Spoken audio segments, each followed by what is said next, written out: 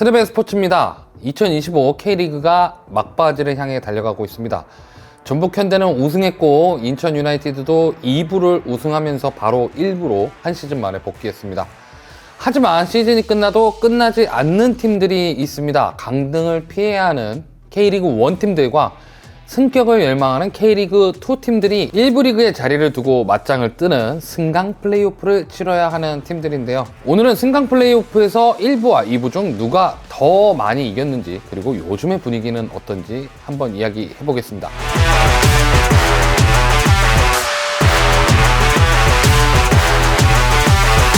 승강 플레이오프 방식. 먼저 방식에 대해서 알아봅시다. K리그 1에서는 12위가 다이렉트 강등이 되고 11위가 K리그 2 2위와 플레이오프를 치르게 되고요. 10위가 K리그 2 플레이오프의 승자팀과 승강전 플레이오프 경기를 갖게 됩니다. K리그 2에서는 1위가 다이렉트 승격, 2위 팀은 승강 플레이오프로 직행하고요. 3위부터 5위까지는 K리그 2 안에서 플레이오프를 갖게 됩니다. 그러면 K리그 2 안에서 갖는 플레이오프는 어떻게 이루어질까요? 먼저 리그 4위와 5위가 상위팀 홈구장, 그러니까 리그 4위팀 홈구장에서 단판으로 경기를 하고 그 승자팀이 3위팀과 다시 단판으로 붙어서 거기에서 이긴 팀이 K리그 1 10위팀과 승강 플레이오프를 치르게 됩니다. 만약 이 K리그 2 플레이오프 경기에서 무승부가 나왔을 경우에는 연장전이나 승부차기를 하지 않고 성적 상위팀이 승리하는 것으로, 그러니까 리그에서 더 높은 순위에 있는 팀이 승리하는 것으로 결정을 짓습니다. 그리고 K리그 1, 2의 모든 일정이 마무리하게 되면 승강 플레이오프의 세팅이 끝나게 됩니다. 그리고 승강 플레이오프는 홈 앤드 어웨이로 두 번 경기하게 되는데 여기에서는 최종 스코어만 합산을 하게 됩니다. 만약에 승강 플레이오프 1, 2차전 모두 동점이 나게 되면 이때는 연장전을 하게 되고요. 여기서도 승부가 안 나면 승부차기까지 끝장을 보는 경기를 하게 됩니다.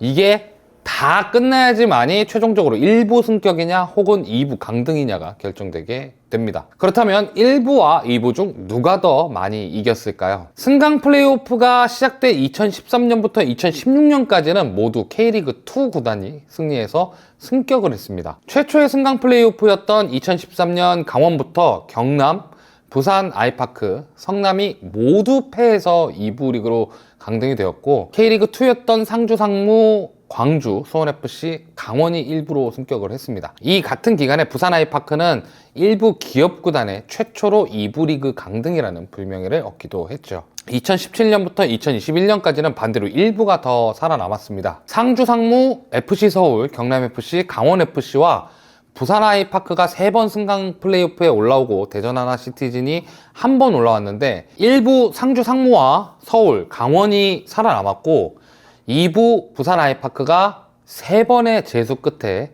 경남을 잡아내면서 승격을 이뤄내게 됩니다. 2022년부터는 방식이 바뀌면서 두 팀이 승강 플레이오프를 갖게 되는데요. 1부는 2022년 김천 상무와 수원 삼성, 2023년엔 수원FC와 강원FC, 2024년엔 대구FC와 전북현대가, 그리고 2부는 2022년 대전 하나 시티즌과 FC 안양, 2023년 부산 아이파크와 김포, 2024년 충남 아산과 서울 이랜드가 승강 플레이오프를 경험했습니다. 그리고 최근 들어서는 믿을 수 없는 팀들이 승강 플레이오프를 경험하는 것도 있지만 그래도 일부 팀이 이기는 모양새입니다. 2022 시즌엔 김천 상무가 강등이 됐지만 상대가 기업구단으로 투자를 거듭하는 상황이었던 대전 하나 시티즌이었고 2023년, 2024년은 모두 1부 리그 팀이 승리를 하면서 2부 우승팀과 1부 12위 팀들만이 자리를 바꿨습니다. 그러니까 지금까지 승강 플레이오프에서 1부 팀은 8팀이 승리를 했고 2부 리그 팀은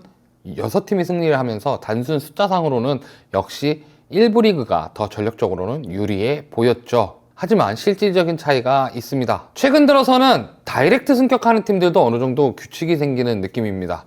승강제 초반에는 상무라는 변수를 차치하고서라도 어느 정도 떨어질 팀들이 보이고 그 팀들이 분위기를 뒤집지 못해서 자리가 바뀐다면 점점 자리를 잡아가면서는 순수 축구만 잘해서는 올라가기가 힘들어졌습니다.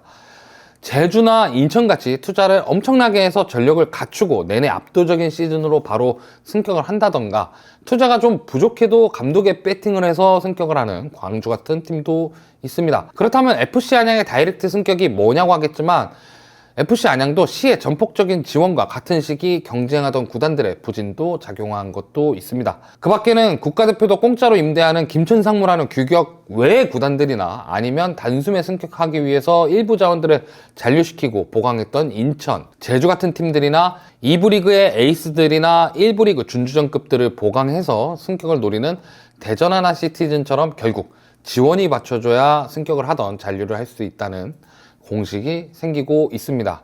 당장 올해 수원 삼성의 1부급 이적 자원들을 볼까요? 자, 일류첸코 있고요. 최영준, 김민우, 황석호, 권한규 같은 선수들은 모두 30대 중반 선수들이고, 30대 초반인 이규성, 정동윤 같은 선수는 이전 팀에서 팀의 플랜 밖에 있던 선수들인 경우입니다. 물론 김지현 같은 경우도 있습니다. 이 선수 같은 경우 20대 후반이죠. 울산이라는 빅클럽에 이적을 했지만 강원에서 보여준 활약을 보여주지 못했던 선수입니다. 물론 1부 리그 타팀으로 이적할 수도 있었겠지만 상황상 2부 리그 도전도 염두할 수 있는 입장이었죠. 수원 삼성뿐만 아니라 K리그2의 다른 기업 구단들도 상황은 마찬가지일 겁니다.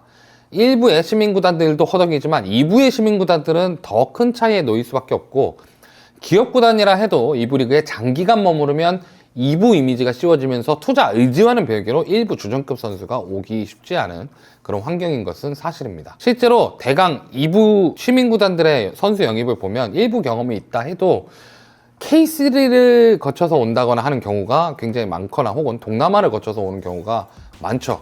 결과적으로 1부에서 살아남는 것도 중요하지만 2부는 더 다양한 산을 넘어야 되고, 오래 머무르게 되면 여러 가지로 어려워지는 차이가 존재한다는 이야기입니다. 앞으로의 승강 플레이오프는 어떻게 될까요? 올해도 어김없이 펼쳐집니다. K리그2 수원 삼성은 2위를 확정지었기 때문에 플레이오프 상대를 기다리며 준비를 하고 있습니다. 이것도 쉽지 않은 것이, 올해의 강등권 경쟁이 역대급으로 촘촘해서 정말 마지막까지 봐야 할 분위기입니다. 그리고 K리그2 3위부터 5위 팀은 여기서 또 승강 플레이오프 티켓을 따내야 1부와 겨뤄볼 수 있습니다. 이래저래 올해는 마지막까지 재미있을 것 같은 한 해입니다. 전 개인적으로 수원 삼성의 플레이오프 승리를 좀 기원하겠습니다. 지금까지 스레벤 스포츠 장동이었습니다.